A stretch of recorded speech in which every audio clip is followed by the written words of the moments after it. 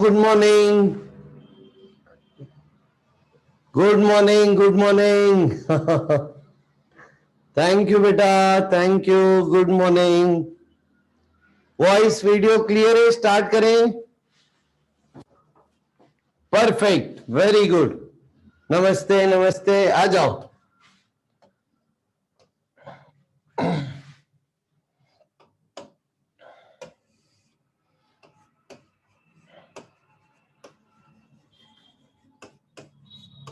एक सवाल दिया था हमने, ये वाला दिया था क्या?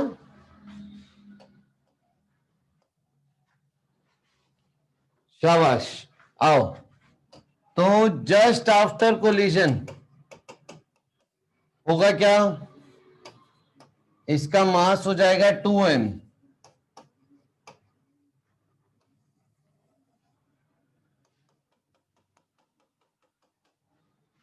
ठीक है, मास हो जाएगा 2m और स्पीड कितनी हो जाएगी? तो आप कंजर्वेशन ऑफ मोमेंटम कीजिए।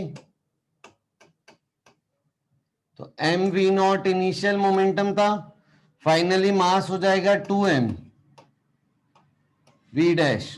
तो देखो नई स्पीड आ जाएगी we not by 2।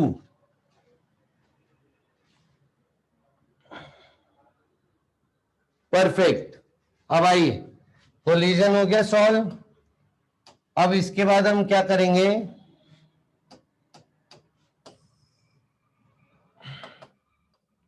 Maximum compression के लिए सॉल्व करेंगे।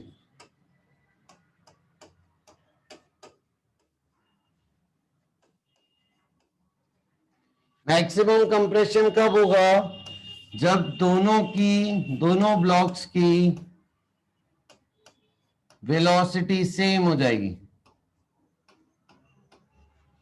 दोनों ब्लॉक्स की वेलोसिटी सेम हो जाएगी। तो पहले कंजर्वेशन ऑफ मोमेंटम,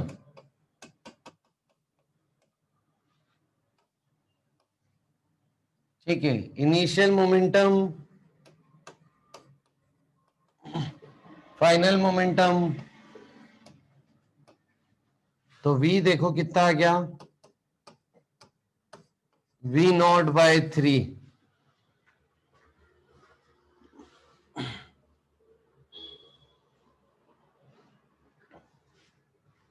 v आ गया बच्चों v not bye 3।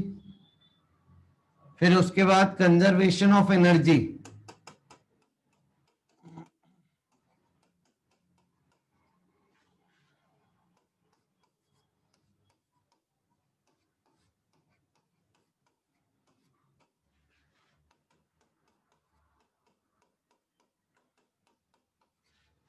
Total kinetic energy हो जाएगी मास 3m और स्पीड v नॉट बाय 3 का स्क्वायर। बताओ बच्चों, यही किया है आपने?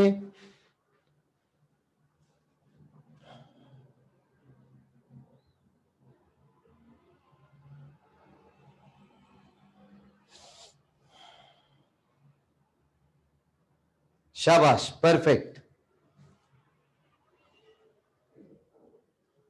आइए, अब इसको सॉल्व करोगे तो आपको क्या मिलेगा?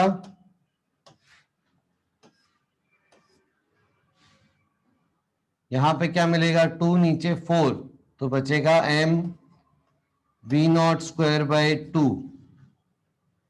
यहां पे क्या मिलेगा? 3 9, बचेगा 3, इधर ले आओ, minus m v nought square by 3। LCM लो, m v nought square by 6 equal to k x square. X आ रहा है बच्चा लोग v nought root m by 6 के।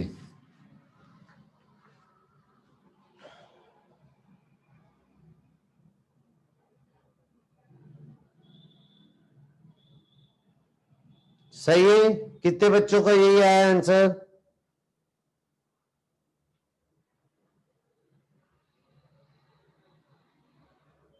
परफेक्ट, बहुत सारे बच्चों को यही आया, शाबाश।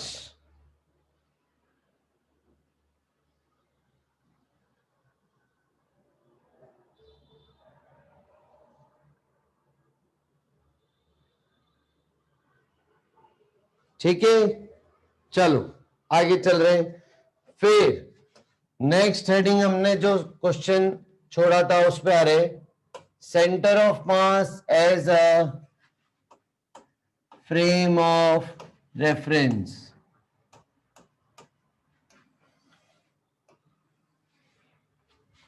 ठीक है, हाँ हाँ कल क्लास है, कल क्लास है, अभी बताता हूं आपको कल का टाइम टेबल। कल आपकी क्लास है बिल्कुल। आइए, centre of mass as a frame of reference.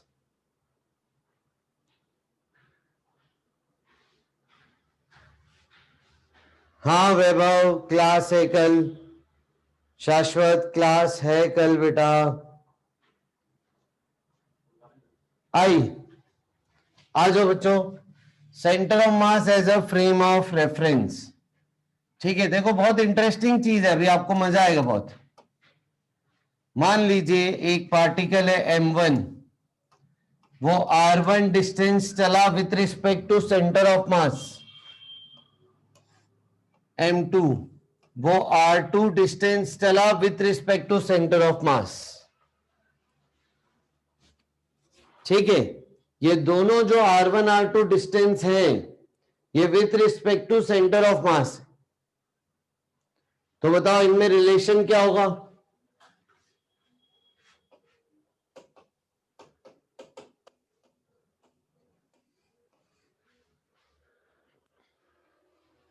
Correct, m1 r1 equal to m2 r2।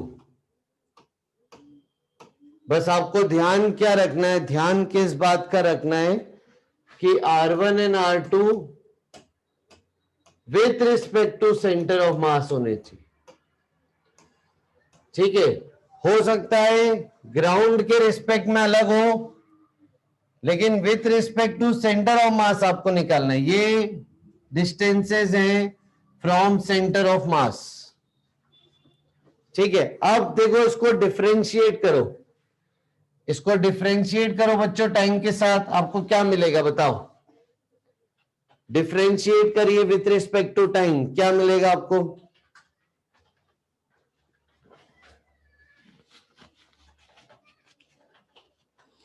Very good, momentum मिलेगा, है ना, वेलोसिटी आ जाएगा। तो अगर आप इसको टाइम के साथ डिफरेंशिएट करो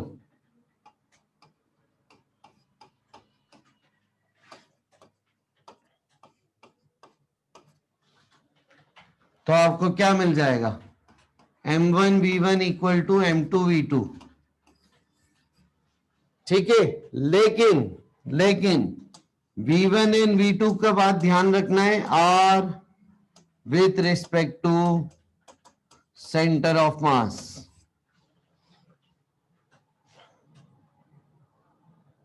फिर से डिफरेंशिएट करो,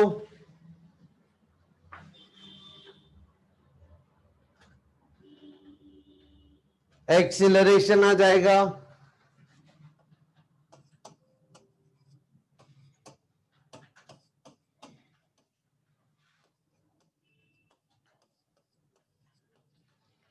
with respect to centre of mass. आप ये बोलोगे, ठीक है।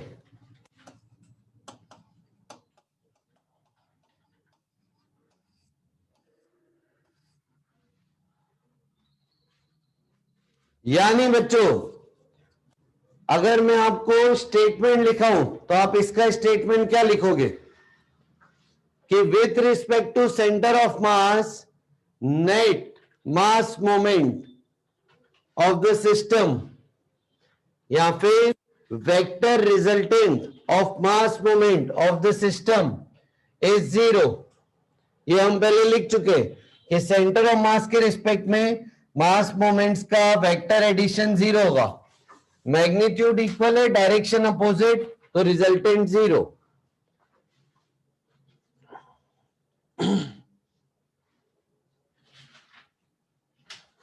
ठीक है, एक बच्चा पूछ रहा है व्हाट इज मास मोमेंट। बेटा ये पहले बताया हुआ है लेक्चर्स में, और m इंटू आर को मास मोमेंट बोलते हैं।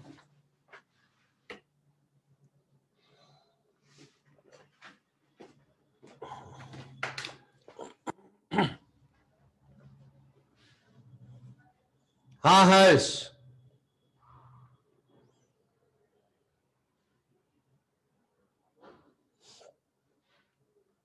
हाँ अंशुल, आओ नेक्स्ट स्टेटमेंट क्या लिखोगे?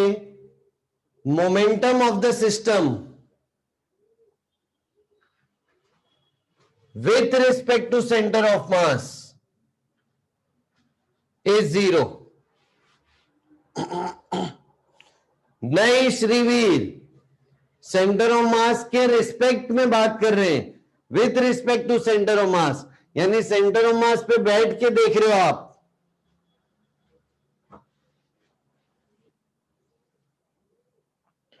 ठीक है, फर्स्ट वाले से बोलता हूं, with respect to centre of mass net mass moment और vector addition of mass moment of all the particles of system is 0।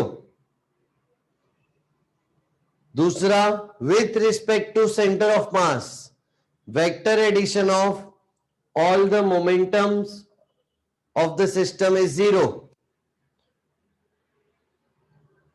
और ये with respect to centre of mass net force on the system is 0, क्योंकि जितना force इधर है उतना force इधर है।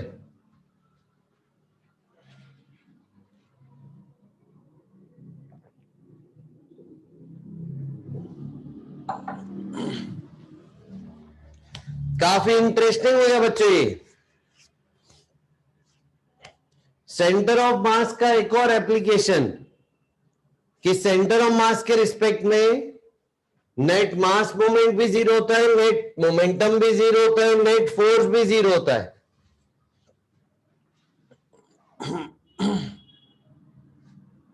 और यहां पे वेलोसिटी और एक्सीलरेशन भी with respect to centre of mass है, कुछ भी ग्राउंड के रिस्पेक्ट में नहीं है, सब with respect to centre of mass. आ जाओ देखो आगे।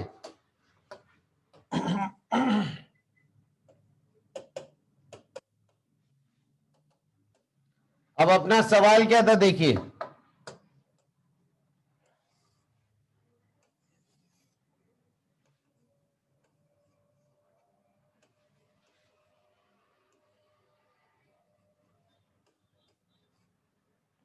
मास सेम थे शायद, इधर से 2F फोर्स था, इधर से F फोर्स था, यही था क्या बच्चों?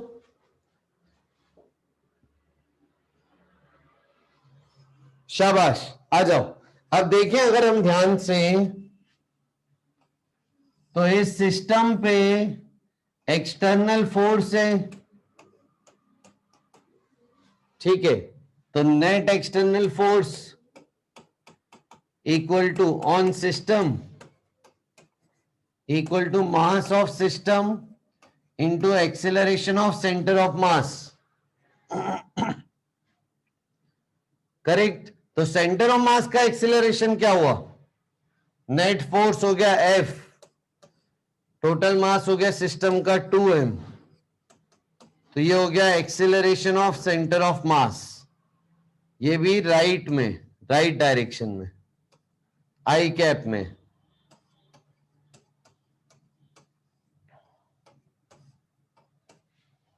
अलोंग प्लस आई कैप, ठीक है। तो अब बताओ, अब जब आप with respect to centre of mass देखने जाओगे, या सेंटर ऑफ मास के रिलेटिव देखोगे, या frame of reference centre of मास को बनाओगे, तो वो सेंटर ऑफ मास कैसा फ्रेम ऑफ रेफरेंस है बच्चों? इनर्शियल की नॉन इनर्शियल? है ना, नॉन इनर्शियल, क्योंकि सेंटर ऑफ मास एक्सिलरेटेड है। तो जब आप with respect to centre of mass देखोगे, with respect to centre of mass देखोगे, तो नॉन इनर्शियल हो गया इस केस में,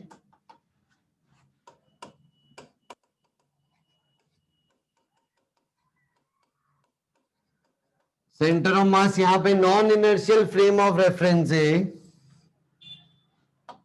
तो with respect to centre of mass जब देखेंगे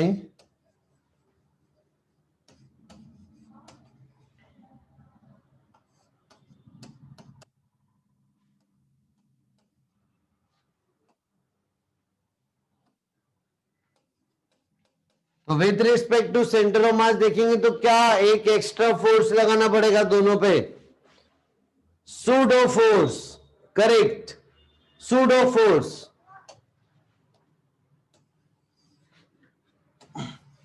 सेंटर ऑफ मास का एक्सीलरेशन कहां पे, इस तरफ, तो सूडो फोर्स कहां लगेगा, पीछे की तरफ। कितना लगेगा,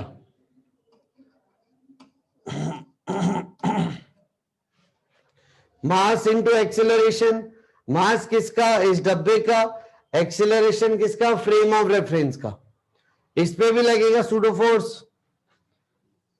फ्रेम ऑफ रेफरेंस आगे जा रहा है तो सूडो फोर्स पीछे, मास इंटू एक्सीलरेशन।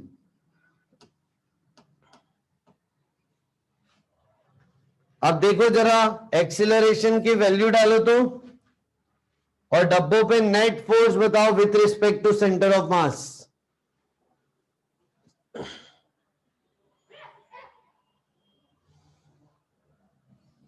दोनों पे सेम आ रहा है क्या,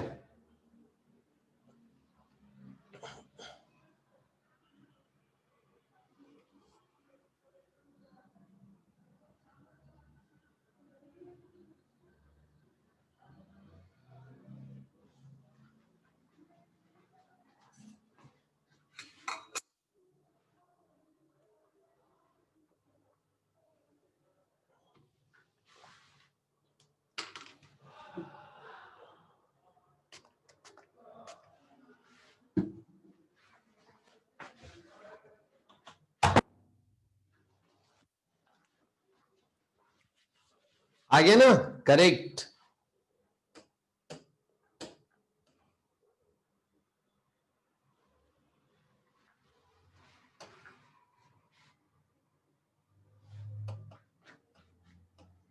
तो जब आप इस ब्लॉक पे देखोगे तो इस पे F तो लग ही रहा था, सूडो फोर्स कितना हो गया, m into acceleration of centre of mass कितना है, F/2m,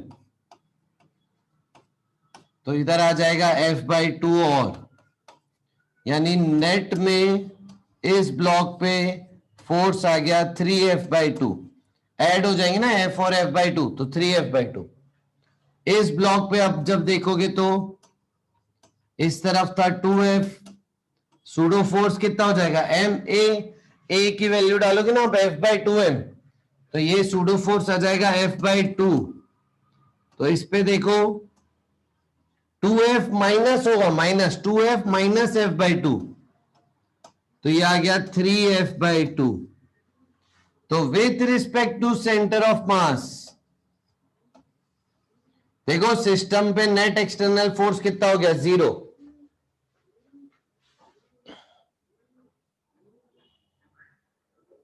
हाँ बेटा हट जाओ, with respect to centre of mass, यानी सेंटर ऑफ मास के रिस्पेक्ट में देख रहे हैं तो सेंटर ऑफ मास तो रेस्ट पे ही दिखेगा ना बेटा।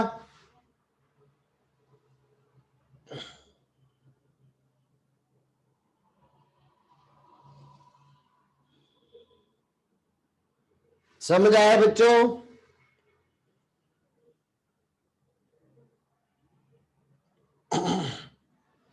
यानी यानी जो सिस्टम ग्राउंड के रिस्पेक्ट में थोड़ा कॉम्प्लिकेटेड था,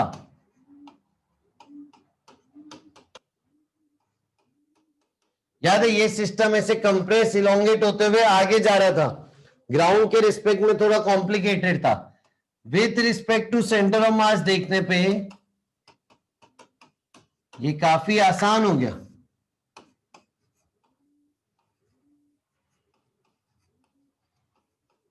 बस आपको एक सूडो फोर्स हमेशा कंसीडर करना पड़ेगा। अब with respect to centre of mass देखने गए हो आप, तो सेंटर ऑफ मास तो रेस्ट पे ही दिखेगा आपको। अब आप बोलो कि ये x1 गया, ये x2 गया, मैक्सिमम इलोंगेशन बताइए स्प्रिंग में, करिए। Find maximum elongation in the spring.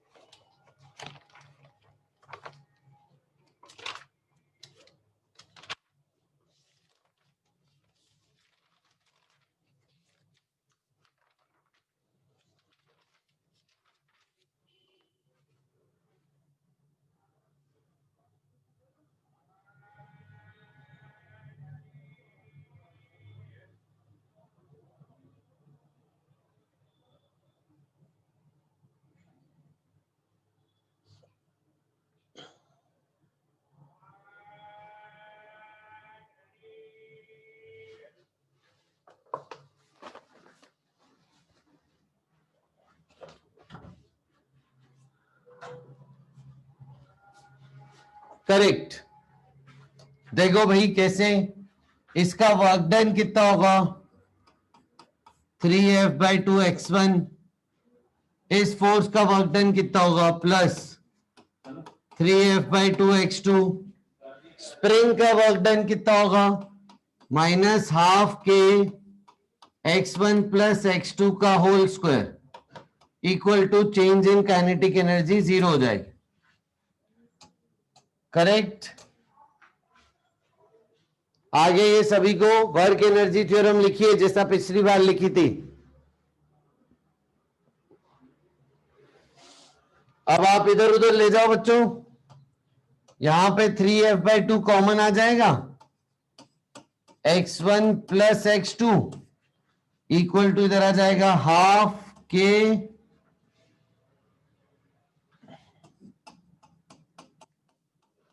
x1 plus x2 का होल स्क्वायर। तो ये 2 से 2 कट गया, x1 प्लस x2 एक कट गया, x1 प्लस x2 मिला बच्चों आपको 3F/k। ये आ गया maximum elongation in the spring.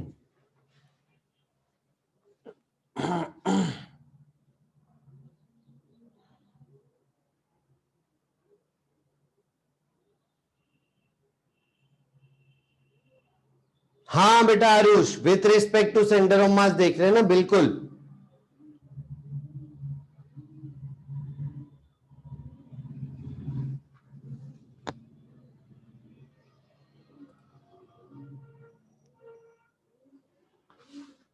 हाँ x1 x2 इक्वल होंगे बेटा इस केस में। नहीं, ये ग्राउंड के रिस्पेक्ट में भी यही मैक्सिमम इलोंगेशन होगा बेटा श्रेय। देखो सोचो थोड़ा,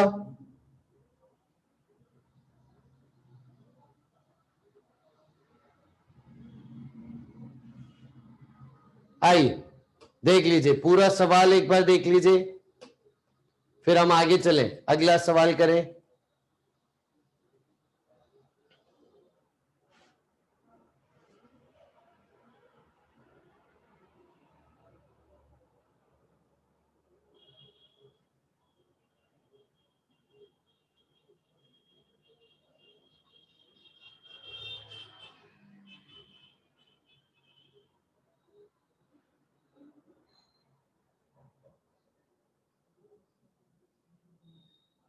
ठीक है, चलो ऐसा हर बार होगा।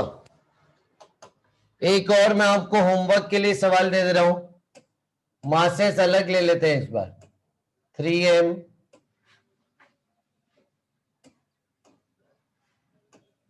2m, बताओ फोर्स कितना लगाऊं यहां पे और यहां पे।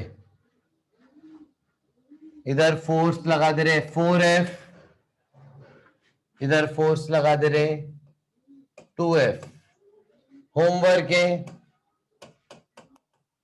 Find maximum elongation in spring.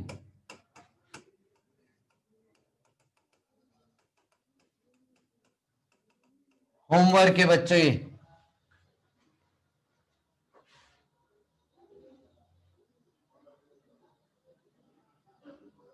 Find maximum elongation in the spring. ठीक है, सॉल्व कीजिएगा, होमवर्क है। अगर centre of mass as a frame of reference से नहीं करते तो कॉम्प्लिकेट हो जाता, थोड़ा सा लेंदी हो जाता। ठीक है, ऑसिलेशंस बनते वो दिखते आपको ग्राउंड के रिस्पेक्ट में। ठीक है, तो with respect to centre of mass ये सवाल बहुत आसान हो गया। हाँ प्रभांशु,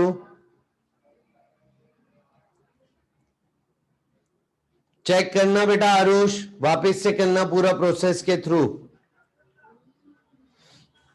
ठीक है, नेक्स्ट आगे चल रहे हैं। चलो देखो, अब एक सवाल है, सवाल देखो क्या है।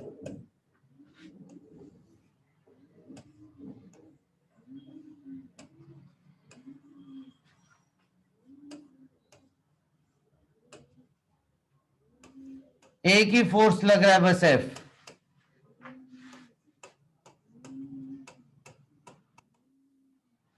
सवाल है find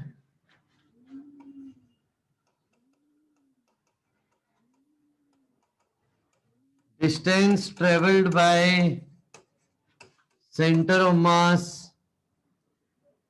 in time t seconds after start. Starting के बाद t सेकेंड्स में कितना डिस्टेंस चला centre of mass. Force constant है ये ना, F कांस्टेंट है, इनिशियली एट रेस्ट है,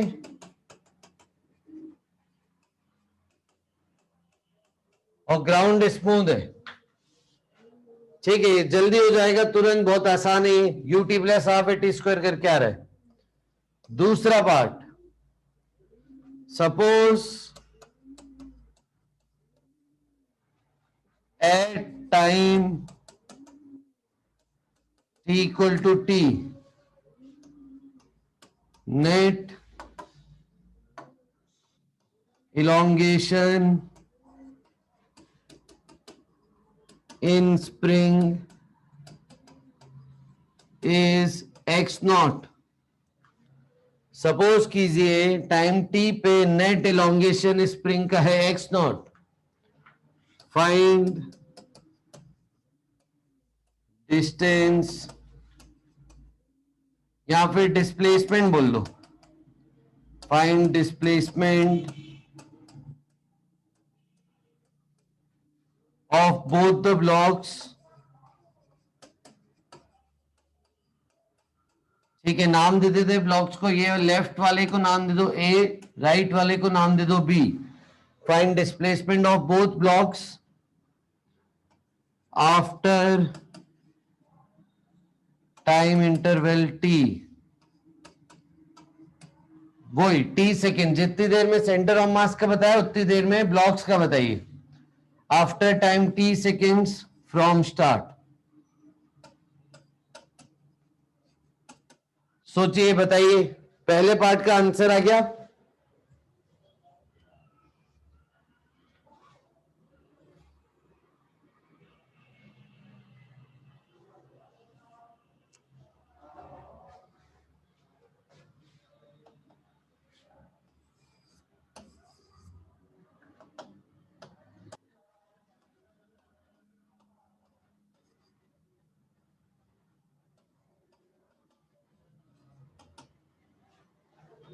सही है, पहले टाइम का सबका, पहले पार्ट का सबका आंसर आ गया है।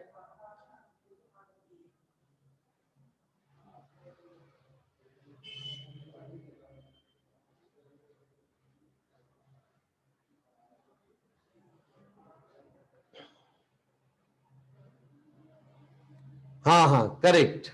आप क्या करो, आप सेंटर ऑफ मास का मोशन देखो ना। इनिशियल वेलोसिटी सेंटर ऑफ मास की 0 है। एक्सीलरेशन कितना हो गया देखो सेंटर ऑफ मास पे। Acceleration of centre of mass हो गया total force upon total mass, और टाइम दिया है t, है ना। x equal to u t plus half a t square कर दो बस, सिंपल।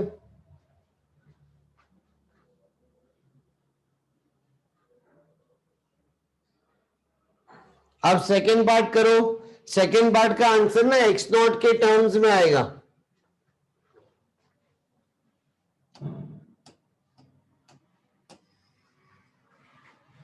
आइए फर्स्ट पार्ट का आंसर करें।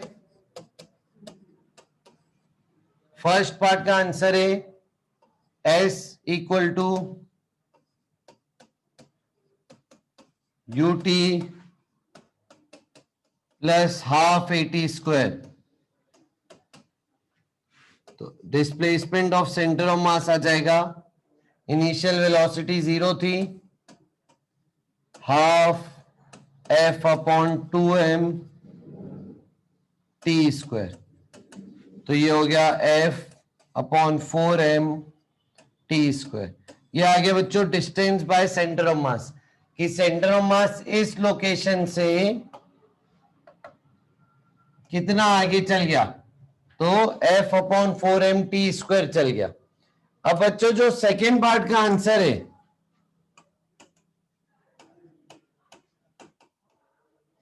वो आंसर आएगा f m t और x नॉट के टर्म्स में। सोचो कैसे कर रहे हो। नहीं मैक्सिमम इलोंगेशन नहीं बोला, ये एक्स नॉट मैक्सिमम इलोंगेशन नहीं बोला है, एक्स नॉट बोला है इलोंगेशन एट दिस इंस्टेंट।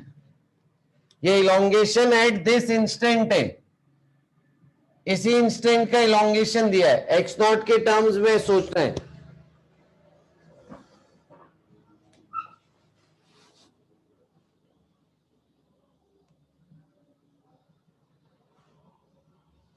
नहीं अपूर्व नहीं बोल सकते बेटा। हाँ with respect to centre of mass देखो Raghav, with respect to centre of mass देखो।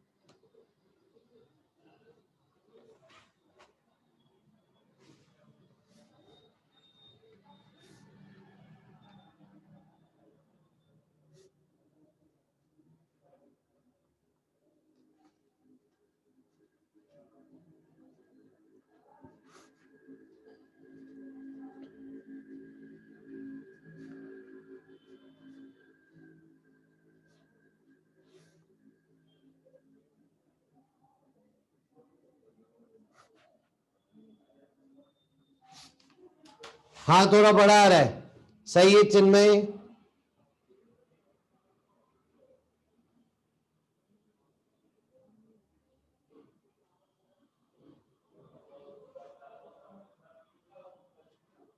हाँ सुशांत मेरे को अलग से व्हाट्सएप कर देना बेटा। नहीं बुरहानुद्दीन, ऑप्शन दे दूं क्या मैं आपको? ऑप्शन देख के आपको आइडिया लगेगा। चलो मैं ऑप्शन दे देता हूं, ठीक है। डिस्प्लेसमेंट ऑफ ए है ना, ए के डिस्प्लेसमेंट के ऑप्शन दे देता हूं। F upon 4m t square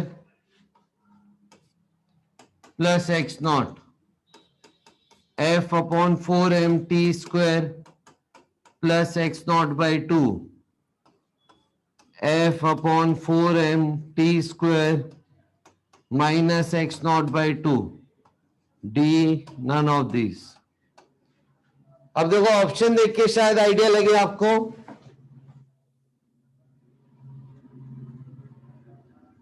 सही राघव, खुशी का सही है, नयन का सही है।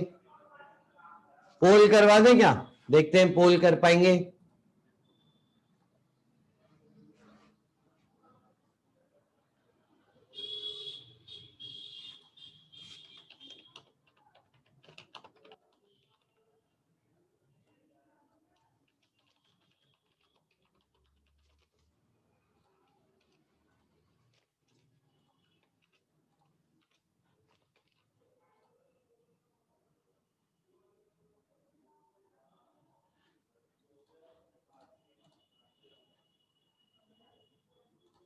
चलो पोलिंग लॉन्च कर दी हमने, देखिए क्या बोलती है ऑडियंस।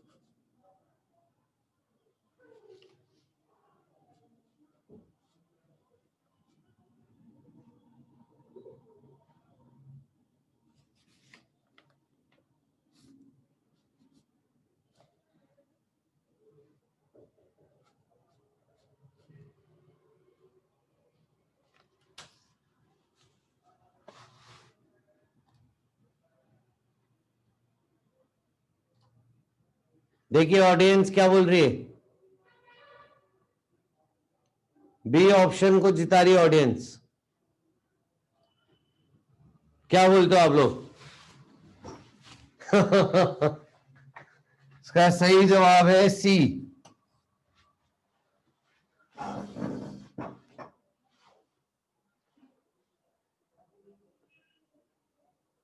इसका सही जवाब है सी। देखो कैसे कैसे, देखो आपको यहां से हिंट मिल रहा है, ये तो सेंटर ऑफ मास का है।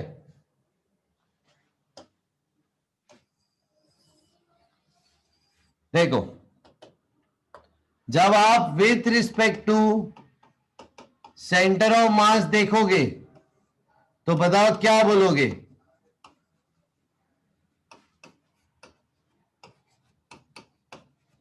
अगर ये x1 गया, ये x2 गया, तो आप क्या जवाब दोगे बताओ? इन दोनों में रिलेशन कैसे दोगे?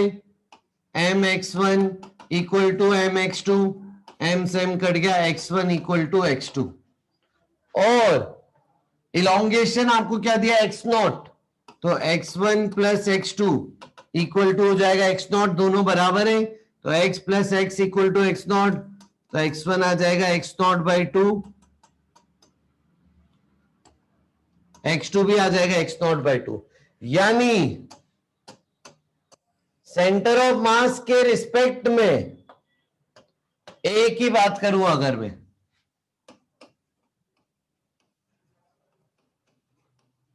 तो ए सेंटर ऑफ मास की रिस्पेक्ट में पीछे क्या है? कितना? x0 by 2। ग्राउंड के रिस्पेक्ट में क्या होगा?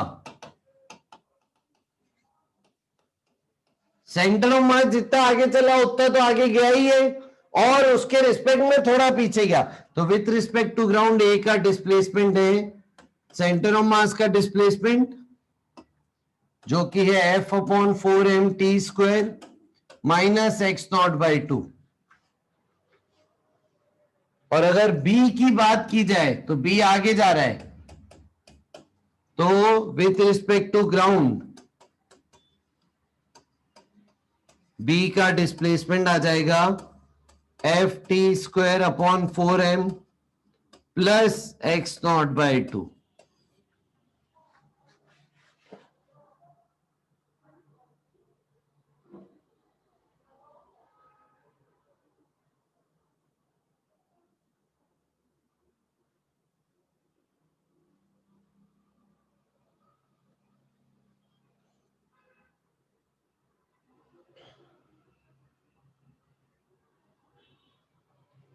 समझ गए?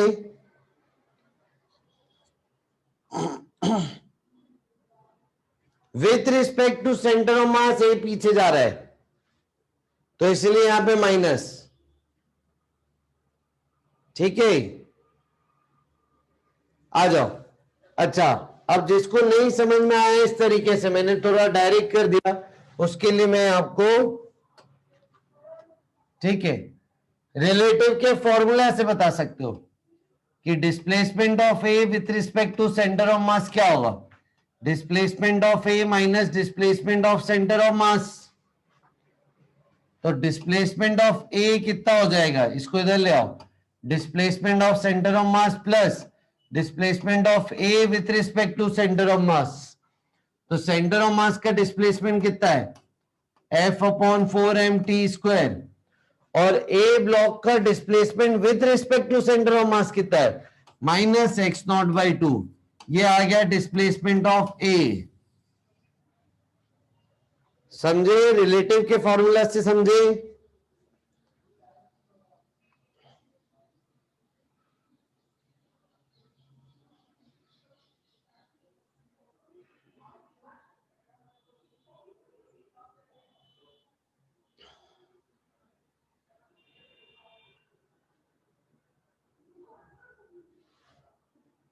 वेरी गुड, शाबाश।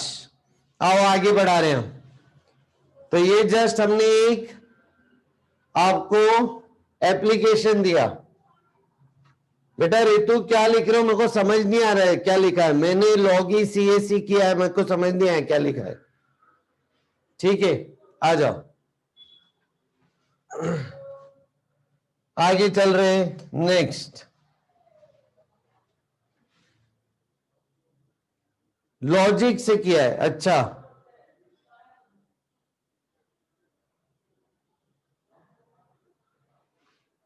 आइए बच्चों, तो ये हमने एक एप्लीकेशन देखा सेंटर ऑफ मास का। अब हम आगे चल रहे हैं। ठीक है, एक इंटीग्रेशन वाले सवाल करते हैं कुछ। ठीक है, आ जाओ बच्चों।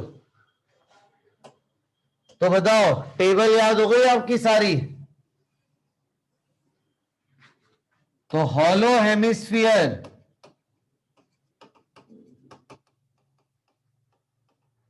का सेंटर ऑफ मास कहां पे था, बताओ।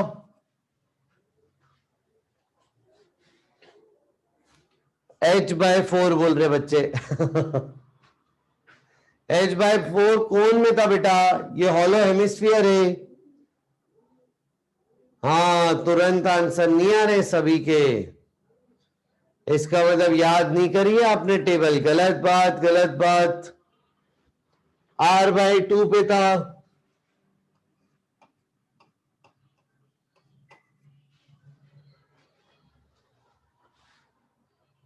अब इसको अपन डिराइव करने वाले हैं।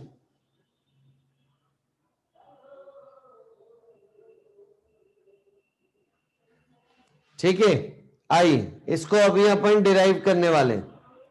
तो नेक्स्ट हेडिंग डालो, derivation of position of centre of mass of hollow hemisphere. Next heading डालो, derivation of position of centre of mass of hollow hemisphere.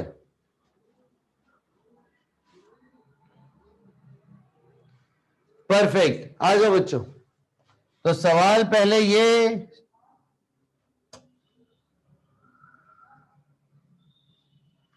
सवाल पहला ये आता है बच्चों कि हेमिस्फीयर में डिफरेंशियल एलिमेंट क्या लेंगे।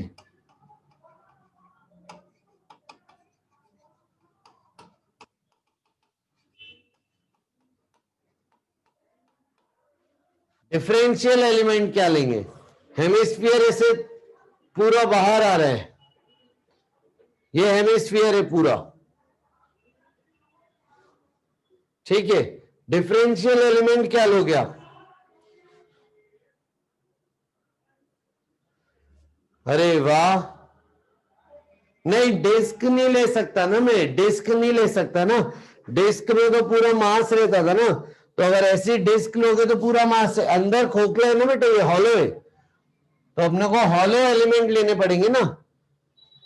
कौन कैसे लो बेटा इसमें, नहीं नहीं खुशी, हाँ क्या बात है, ring ring, very good very good. आप ऐसे रिंग्स ले सकते हो। तो हॉलो स्फीयर पे आप ऐसे पूरी रिंग ले लीजिए गोल, थोड़ी सी थिकनेस की। अब ये रिंग का रेडियस देखो, ये वाली रिंग का रेडियस कितना होगा, यहां पे जो छोटी सी रिंग बनेगी उसका रेडियस कितना होगा। हाँ बहुत ही छोटा, 0 के आसपास। फिर जो एकदम सबसे बड़ी रिंग होगी उसका रेडियस क्या होगा? ये कैपिटल आर है, हेमिस्फीयर का रेडियस कैपिटल आर है। हाँ, तो उसका कैपिटल आर होगा। तो रिंग का रेडियस 0 था, फिर बढ़ते बढ़ते कैपिटल आर हो गया, फिर वापस नीचे आएंगे तो कम होते होते 0 हो जाएगा।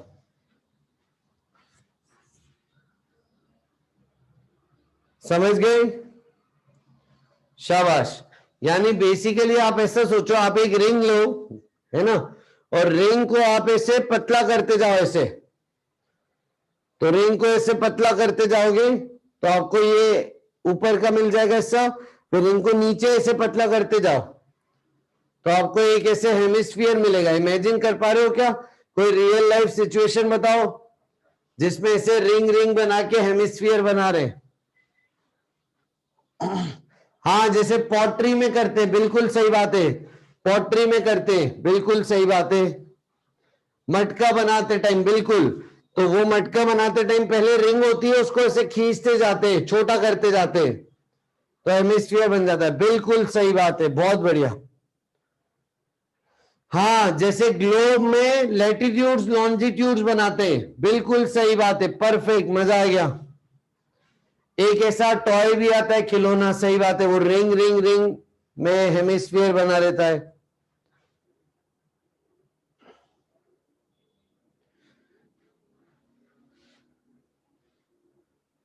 और बताओ। हाँ, लट्टू, लट्टू, करेक्ट, लट्टू होता है, उसमें से रिंग्स बनी रहती है,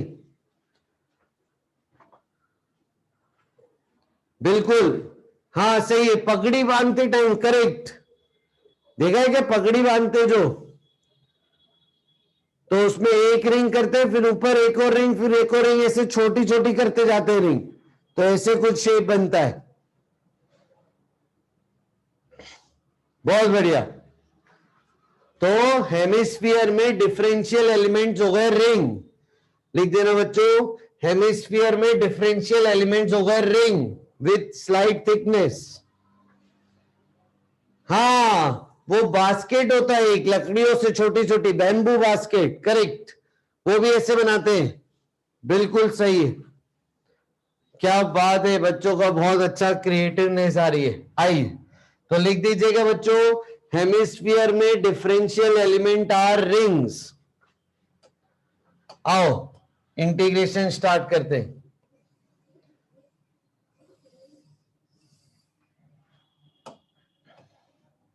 यहां पे मैंने एक छोटी सी रिंग ले ली, ठीक है।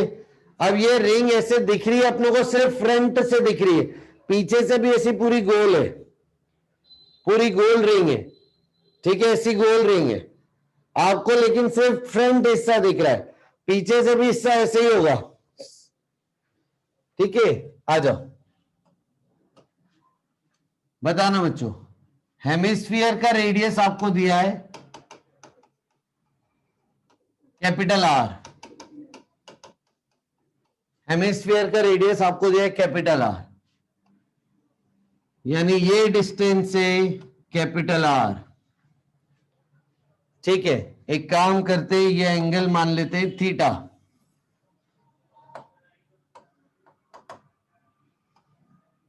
ये एंगल मान लेते हैं बच्चों थीटा। अब मेरे को आप बताओ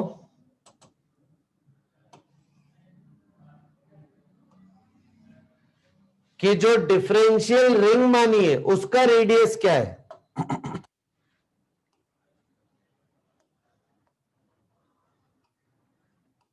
रेडियस ऑफ डिफरेंशियल रिंग,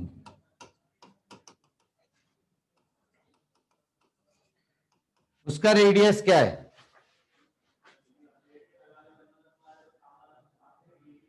सही है, कंपोनेंट लेंगे, बिल्कुल सही बात है बेटा, बिल्कुल सही बात है। जो रेडियस ऑफ डिफरेंशियल रिंग है स्मॉल आर, वो ये है, ये रिंग आपने मानी ना एक पूरी, इस रिंग का रेडियस होगा ये स्मॉल आर। अब आप देखो, यहां से नीचे खींच दो, तो ये कंपोनेंट आ गया आर का, है ना, तो आर का ये कंपोनेंट कितना हो गया? आर कॉस थीटा,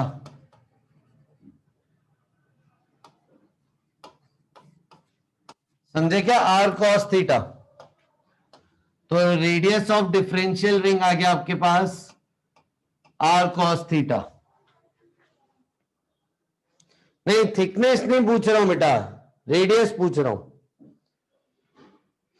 अब मेरे को आप बताओ, रिंग के सेंटर के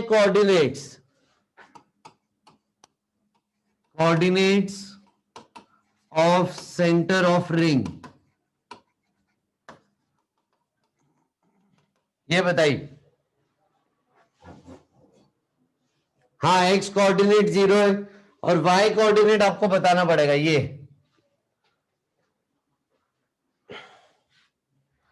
करेक्ट, 0, शाबाश। वाई कोऑर्डिनेट कितना होगा? ये होगा ना बच्चों वाई कोऑर्डिनेट।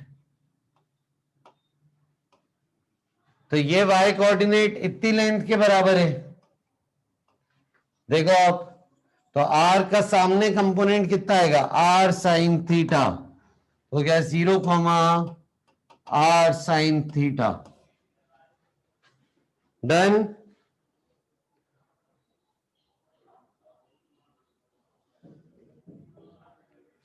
शाबाश। अब मेरे को एक बात बताओ, यहां पे मैं लैम्डा लूं, सिग्मा लूं, के रो लूं, मास लिखते टाइम, रिंग का मास लिखते टाइम,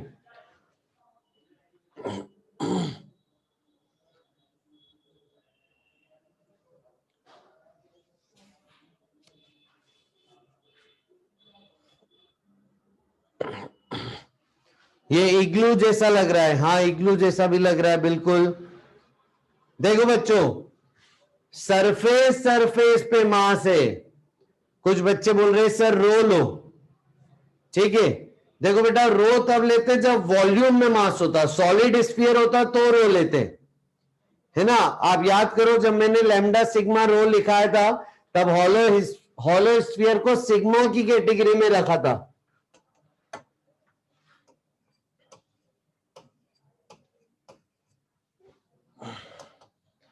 तो यहां पे हम सिग्मा लेंगे, सिग्मा। तो मास ऑफ डिफरेंशियल रिंग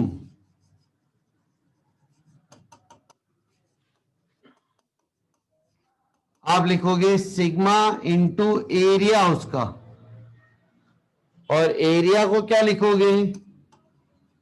लेंथ, है ना, ये पूरी रिंग की लेंथ इंटू थिकनेस।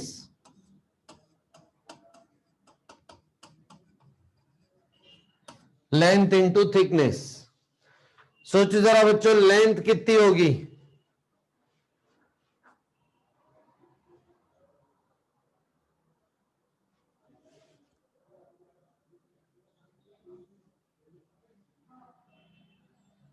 हाँ, 2πr, सही बात है, 2πr है ना, पूरी गोल रिंग है ना ऐसे, तो 2πr है ना। लेकिन आर कौन सा, रेडियस कौन सा? रेडियस रिंग का।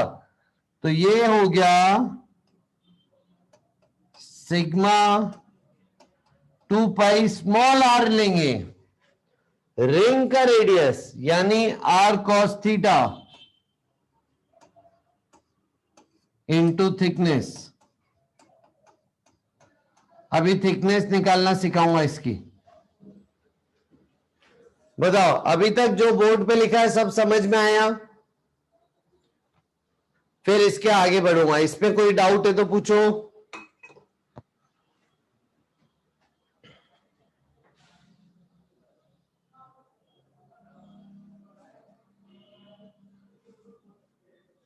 बेटा खुश नटानी वो डिस्क का एरिया होता है, रिंग का नहीं। रिंग की थिकनेस मानी है ना बेटा, हर बार ही तो मानी थी, पिछली बार भी तो रिंग की थिकनेस मानी थी थोड़ी सी।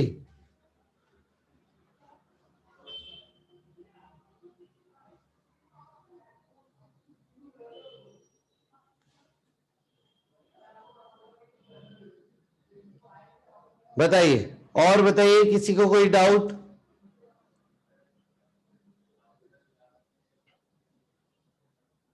थिकनेस अभी सिखाऊंगा बेटा कैसे निकालेंगे।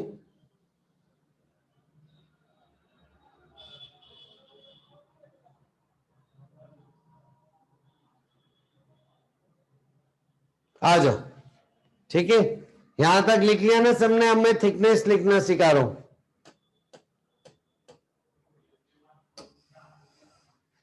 अब देखो थिकनेस कैसे देख रहे हैं।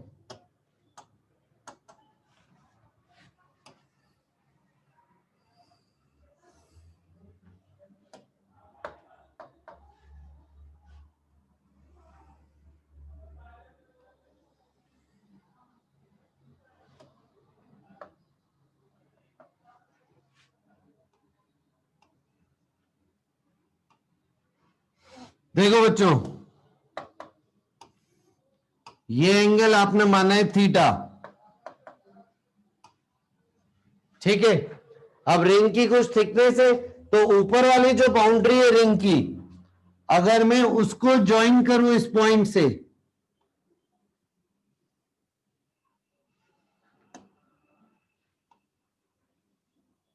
ये तो देख रहे हो एक छोटा सा एंगल बन रहा है, एक छोटा सा एंगल एक।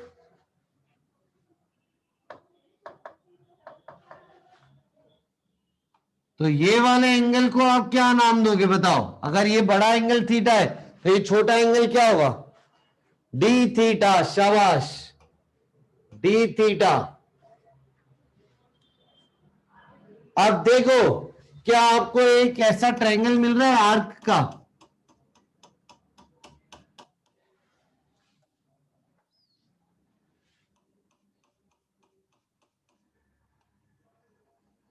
एक छोटी सी आर्क मिल रही है क्या? उसको कट करके बाहर निकाल सकते हो। ये थिकनेस है,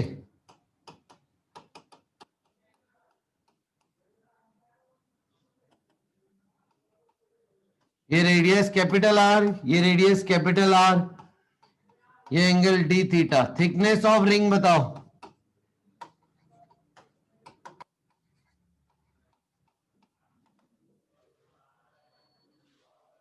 करेक्ट, आर डी थीटा। ये हो गया थिकनेस ऑफ द रिंग। ये जो है ना लंबाई बेटा, ये है थिकनेस ऑफ द रिंग, ठीक है। रिंग ऐसे घूम रही है तो ये है थिकनेस ऑफ द रिंग, ऐसे, ये थिकनेस ऑफ द रिंग है। तो मास पे आ जाते वापस। तो मास ऑफ डिफरेंशियल रिंग कितना हो गया?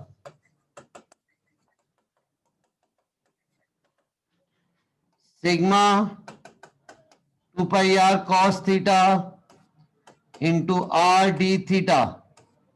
ये हमने मास ऑफ रिंग लिखा है, और हमने coordinate of centre of mass of ring लिखा है। तो हमारी दो स्टेप हो गई पूरी। पहला हमने डिफरेंशियल एलिमेंट फाइंड किया, दूसरा हमने डिफरेंशियल एलिमेंट के कोऑर्डिनेट्स और उसका मास लिखना सीखा। तीसरी स्टेप क्या है? फॉर्मूला लगाओ, इंटीग्रेट करो। करो, ट्राई करो एक बार खुद से। फॉर्मूला लगाओ, इंटीग्रेट करो, करो। और थीटा की लिमिट्स लगेंगी, थीटा की लिमिट्स भी सोचो खुद से।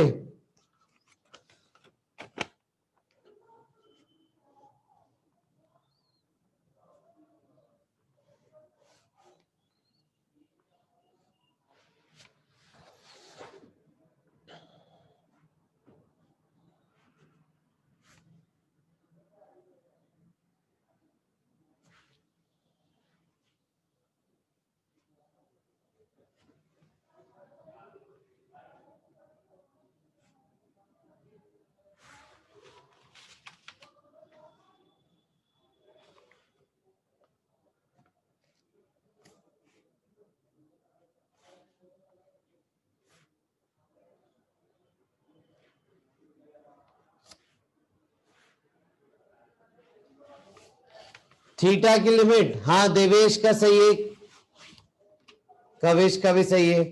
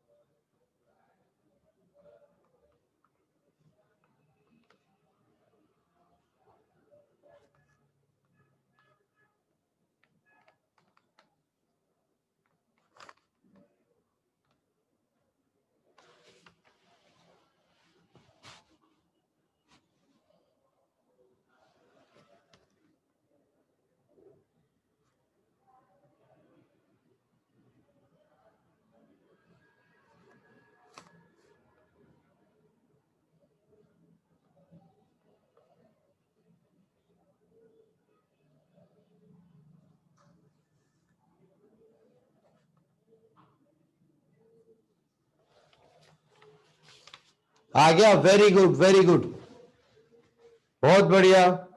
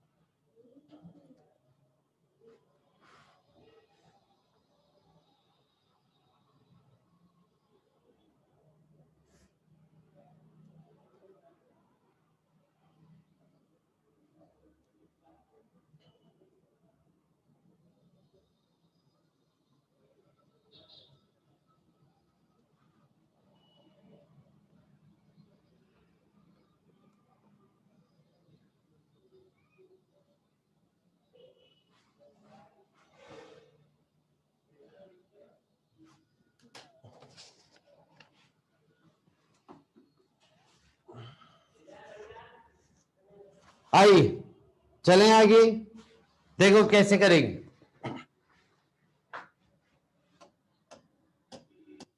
फॉर्मूला लगाते हैं। फॉर्मूला क्या है? R centre of mass equal to r dm upon dm. Dm का इंटीग्रेशन, डीएम की वैल्यू आ चुकी है, और आर क्या है? Coordinate of centre of mass of ring, तो वो भी आ चुका है। तो जब आर की वैल्यू होगी कैपिटल आर साइन थीटा, और डीएम की वैल्यू ये है sigma 2 pi r cos theta into r d theta whole upon sigma 2 pi r cos theta into r d theta. अब देखो यूनिफॉर्म मास डिस्ट्रीब्यूशन है, sigma cut जाएगा, 2 pi constant cut जाएगा, r r cut जाएंगे, बचेगा क्या? देखो finally आपको मिल रहा है, आर बाहर ले लो, integration of sine theta cos theta d theta whole upon integration of cos theta d theta.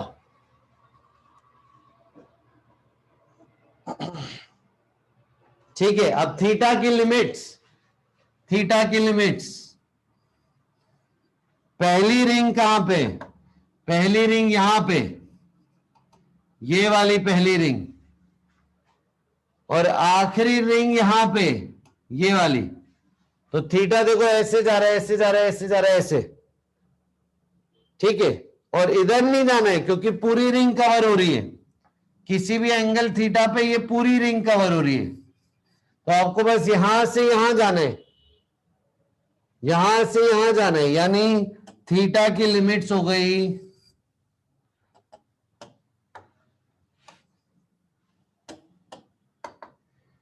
Theta की लिमिट्स हो गई बच्चा लोग 0 टू 90 डिग्री, या फिर 0 टू पाई बाय 2।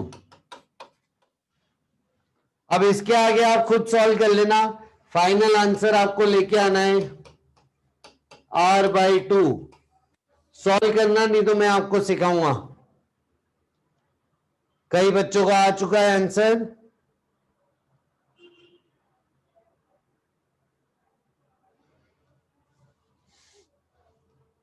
ठीक है,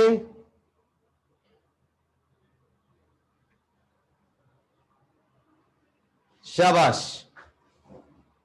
थीटा की लिमिट्स नहीं आई, ठीक है, थीटा की लिमिट्स फिर से सिखाता हूं, है ना, थीटा की लिमिट्स में फिर से सिखाता हूं। आई तो रिंग्स में तोड़ा है आपने, तो ये आखिरी रिंग होगी और ये पहली रिंग होगी, फिर ये बीच में रिंग ऐसे होती जाएंगी, ये ऐसे होती जाएंगी, कम होती जाएंगी, छोटी होती जाएंगी, ऐसे हो रहा है। तो पहली रिंग जो है उसका थीटा कितना है, वो तो ऐसे ही है, तो इसके लिए थीटा क्या लिखोगे, 0 डिग्री। फिर यहां पे ये थीटा देखो बढ़ता जा रहा है, बढ़ता जा रहा है, और ये फाइनल रिंग, तो फाइनल रिंग का थीटा क्या लिखोगे, देखो स्ट्रेट हो गई एकदम,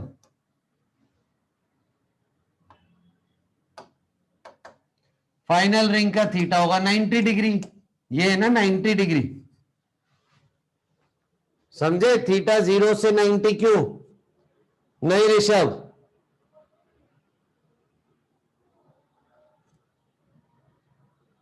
समझे क्या बच्चों,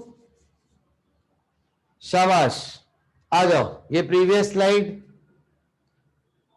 आइए अब आगे चल रहे हैं, नेक्स्ट, ये होमवर्क है, इसका इंटीग्रेशन आपको करना है, लेके आना है r/2,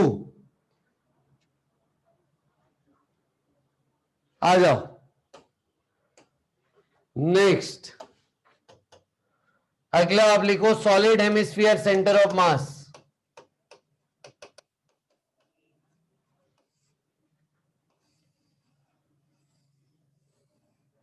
solid hemisphere centre of mass, coordinate याद है किसी को, अरे वाह शाबाश, धारिया को याद है, वैभव गोयल को याद है, ध्रुव शर्मा, अमय, 3r/8 पे था सेंटर ऑफ मास, ये प्रूव करना है अपने को अभी, 3r/8,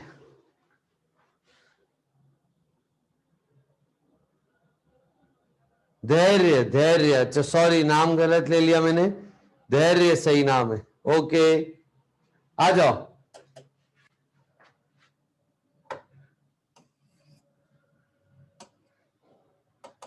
तो बच्चों बताओ डिफरेंशियल एलिमेंट क्या लोगे सबसे पहले, अब ये सॉलिड स्फीयर है, अंदर पूरा मास है,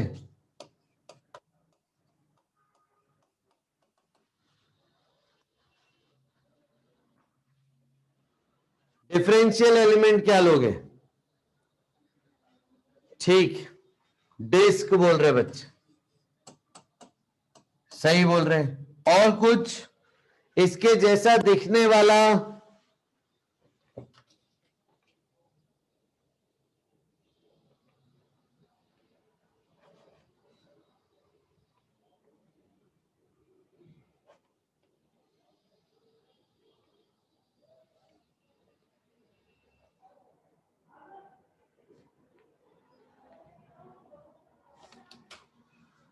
इसके जैसा दिखने वाला, हाँ, अरे वाह, अरे वाह, अरे वाह, एक स्टेप पीछे जाओ, देखो पहले रिंग का किया था, फिर डिस्क का किया था, तो डिस्क का डिफरेंशियल एलिमेंट एक स्टेप पीछे था, रिंग, हॉलो हेमिस्फीयर का किया, फिर सॉलिड हेमिस्फीयर का कर रहे हैं, तो एक स्टेप पीछे जाके देखो, हॉलो हेमिस्फीयर,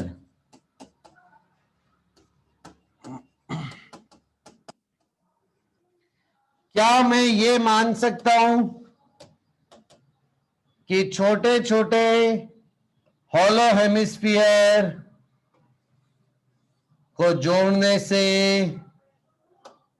आपको सॉलिड हेमिस्फीयर मिलते जाएंगे,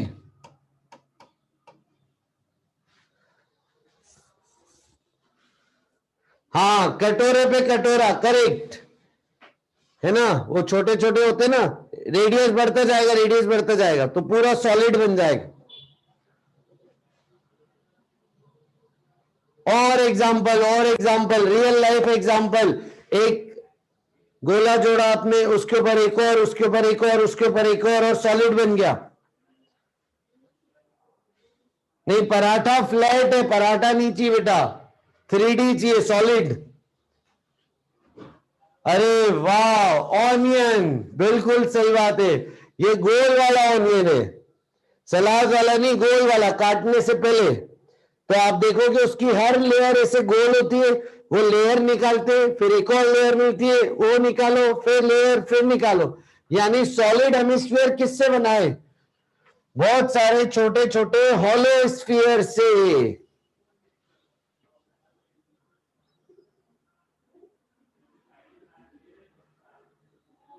जैसे कैबेज, वेरी गुड, कैबेज। वो एक कैबेज आती है ना, जिसमें वो एक एक लेयर निकाल निकाल के आप खाते हो वो लेयर हॉलो स्फीयर्स है। पत्ता गोभी बोल रहे बच्चे, करेक्ट। आइए, समझ गए होंगे आप लोग। तो हेमिस्फीयर ले रहे हैं, लिख दीजिए बेटा, डिफरेंशियल एलिमेंट लेंगे हम हेमिस्फीयर। डिस्क भी लेके कर सकते हो, डिस्क भी लेके कर सकते हो, ये वाला ज्यादा आसान है, इससे करेंगे। तो हॉलो हेमिस्फीयर लिया है बच्चों, आर रेडियस का, डी आर थिकनेस का, आर रेडियस पे डी आर थिकनेस का। इसका मास लिखेंगे, मास ऑफ डिफरेंशियल हॉलो हेमिस्फीयर। बताओ, लैम्डा लू की सिग्मा।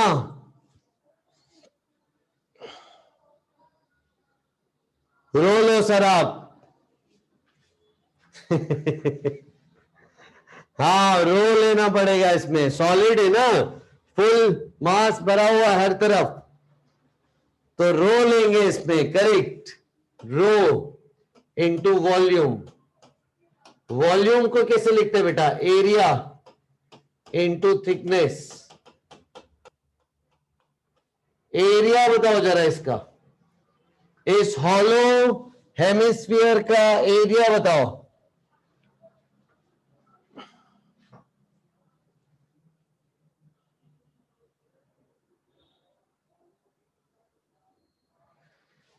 नहीं, पाई आर स्क्वायर डिस्क था बेटा, पाई आर स्क्वायर नहीं लगेगा। 4 pi are square, 4 pi are square पूरे का था, फुल का था 4 पाई आर स्क्वायर, याद है? बचपन में सीखा, स्फीयर का surface area 4 pi are square, ये आधा है, आधा, हाफ, तो 2 pi are square, correct.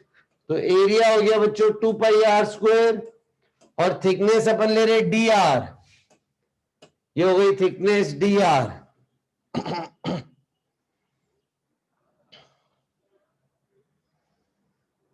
Thickness हो गई डी आर। तो ये हमने लिखा mass of differential element, rho 2 pi are square d r. अब अगली चीज मेरे को बताओ, centre of mass coordinate of differential hollow hemisphere.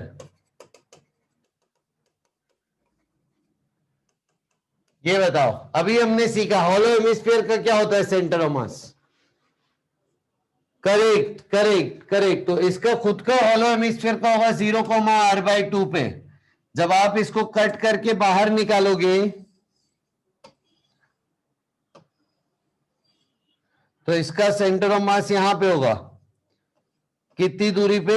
r/2, 0,r/2। अब कोऑर्डिनेट मिल गए, डिफरेंशियल एलिमेंट का मास मिल गया, फॉर्मूला लगाओ, डिराइव करो, करो, फॉर्मूला लगाओ, डिराइव करो।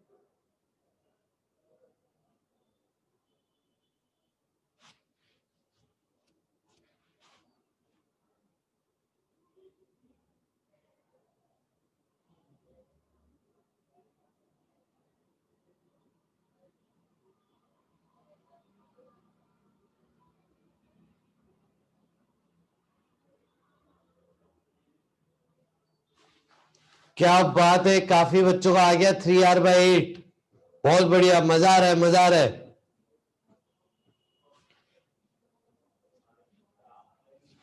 सभी बच्चे करो, मजा आ रहा है। 3r/8 आ गया बच्चों का।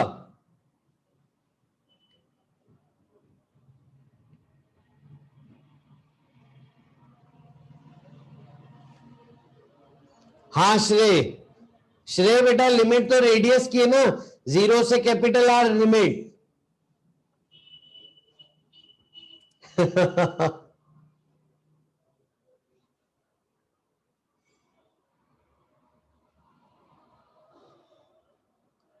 सही है ध्रुव, सही है।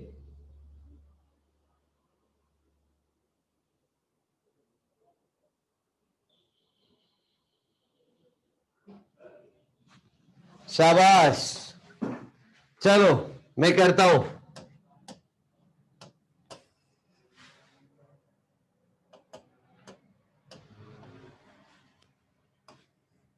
RdM/dm,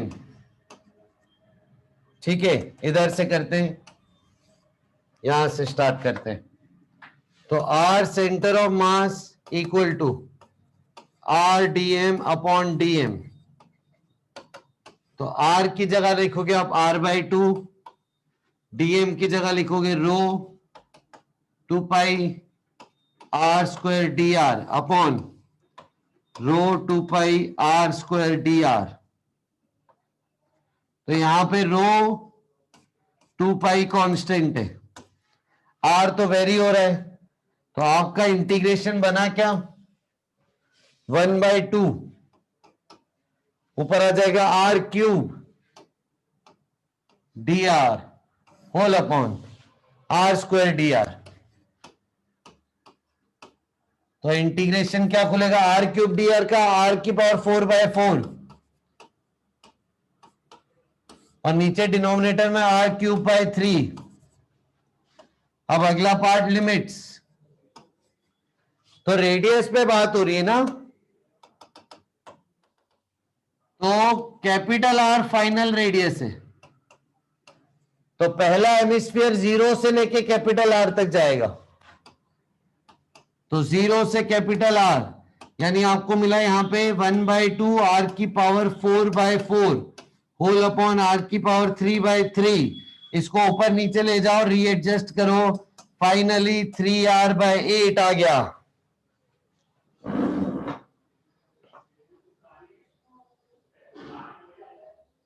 बेटा ये R/2 लिखना पड़ेगा ना, सेंटर ऑफ मास का कोऑर्डिनेट।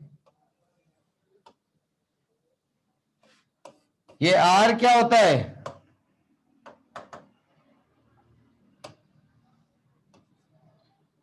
ये R क्या होता है, R is coordinate of centre of mass of differential element, coordinate of centre of mass of differential element. ठीक है, शाबाश, बहुत बढ़िया, थैंक यू। अब हम आगे कुछ बातें कर रहे हैं। पहली बात, कल की क्लास का टाइम है सुबह 9 से 11, 9 से 12, सॉरी, कल की क्लास का टाइम है सुबह 9 से 12। नहीं नहीं, एक नहीं, थोड़ी छोटी क्लास है, कल 9 से 12 क्लास है। कल की क्लास का टाइम है 9 से 12। कल हम सेंटर ऑफ मास खत्म करेंगे चैप्टर, ठीक है। कल की क्लास का टाइम है 9 से 12, ठीक है। फिर जो कल वर्कशीट भेजी थी वो वर्कशीट कर ली, बहुत अच्छे सवाल थे कल की वर्कशीट में।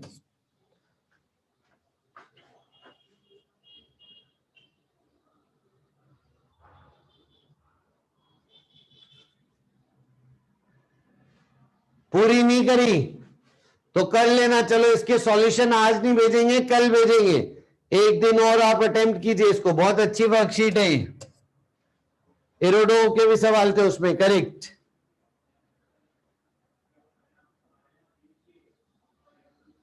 हाँ ट्राई करना प्रभांशु।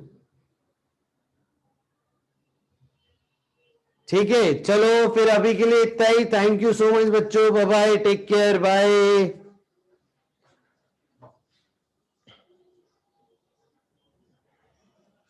आप लोग मीटिंग लीव कर सकते हो। Thank you so much. कल बेटा आप लोगों की क्लास है सुबह 9 से 1। कल आपकी क्लास है सुबह 9 से 12, सॉरी 9 से 12।